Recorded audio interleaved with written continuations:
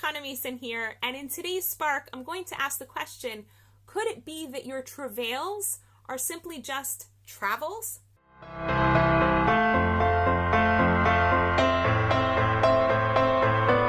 I just came out of a really sweet Shabbat, and I had a really nice third meal with my friends in the park.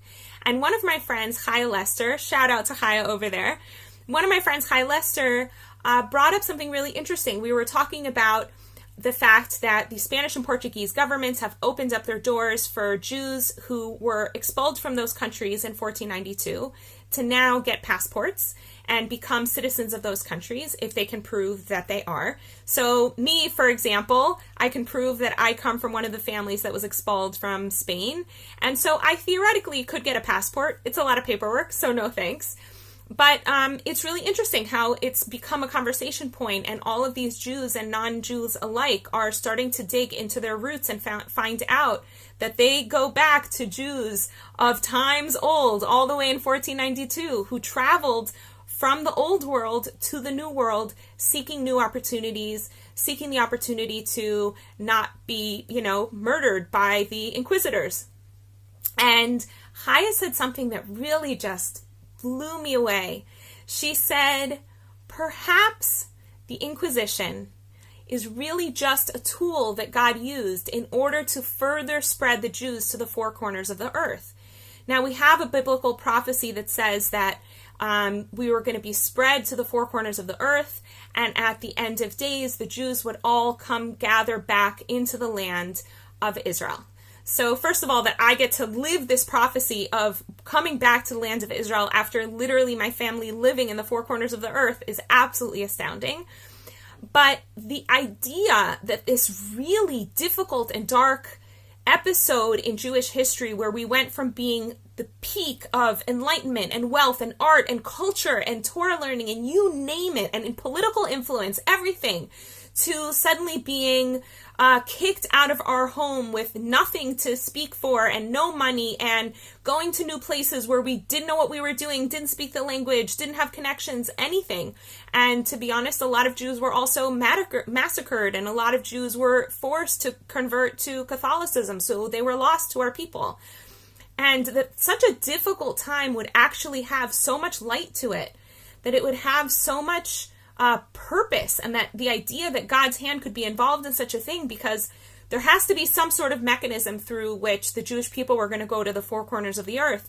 And if we were really, really comfortable in Spain, what are the chances that the people who are very comfortable and having very high political positions and economic positions and cultural positions are going to risk their lives to get on some boat to go to the other side of the world where there's like tribes people living and no culture that is like of European culture that they're familiar with, and they can't get all of the materials that they're used to and the spices from the east that they're used to and all of the fancy accoutrements of life that they were used to? What are the chances they were going to get on a boat and go to the other side of the world? It's like a huge risky move that I would imagine most of the people that got on those boats were people who didn't have all that much to lose, right? So what are the chances that like so many Jews were going to be scattered themselves to the four corners of the earth if not forced to?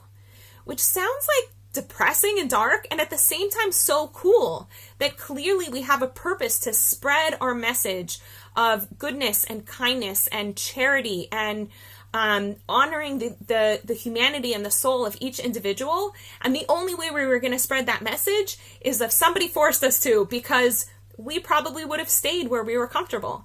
And the flip side is also true. What are the chances that we would have come back to Israel, which by the time the past couple of centuries came along, this land had become so incredibly destitute to the extent that Mark Twain called it a place that no man could live, where no food grows, and it was really, really difficult. What are the chances that everybody would leave their comfortable places to come back here if we hadn't been forced to? Which is also crazy to imagine. And I wonder if maybe that's so much of life, if so much of the individual things that we go through in our lives, like the difficult moves that I've made, like when I was 5 years old living in Colombia, 5 men came into our house with guns, and it was incredibly traumatic for my family. They had a gun to my mother's head for a couple hours, threatened to kidnap my sisters and me, and that literally forced us to leave the country. Within 48 hours, we had fled, we'd gone to the United States. And if not for that really difficult travail, maybe I wouldn't have had the travel to the United States that I did, and I wouldn't have met the people that I met. I wouldn't have had the life experiences that I had. Maybe I wouldn't have made it back home, here to the land of Israel, here to Jerusalem, which is an incredible place to live. Maybe I wouldn't be speaking in English to you right now. Who knows?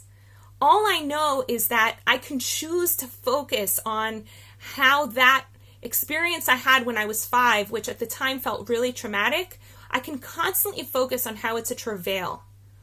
Or I could choose to say, no, it was a travel. That experience forced me to live my life in a totally different way, meet people I wouldn't have gotten to meet, have experiences I wouldn't have been able to experience. And also just, honestly, when we go through traumatic experiences, they open up our heart and they allow us to have compassion for other people going through challenges of their own. And all of that wouldn't have happened if these 5 guys hadn't come into my house. And maybe that's the vehicle through which I had to begin my travels, my life travels and my life journey. And my guess is the same is true for you. My guess is that you've gone through such difficult experiences in your life. And could you ask the question, are they travails, or could you choose to look at them as travels? How has your life wound its way into more interesting avenues and gotten you to ask deeper questions, gotten you to meet the people that you needed to meet, maybe some of the people who are most precious to you right now because of the difficulties that you went through?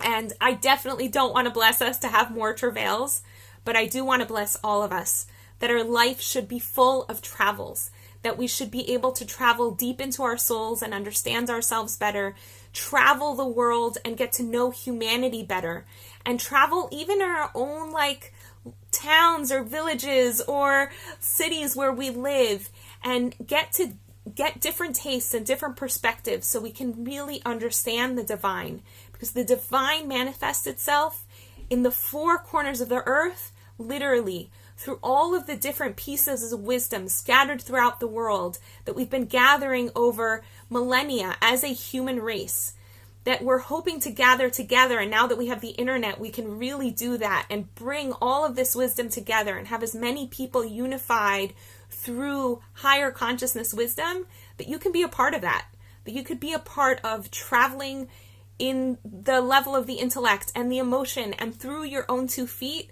traveling the world and coming back to yourself and getting to know the deepest and most beautiful teachings. Want to experience more vibrance, clarity, and joy in your life? Book a guaranteed session at hanamason.com/joy.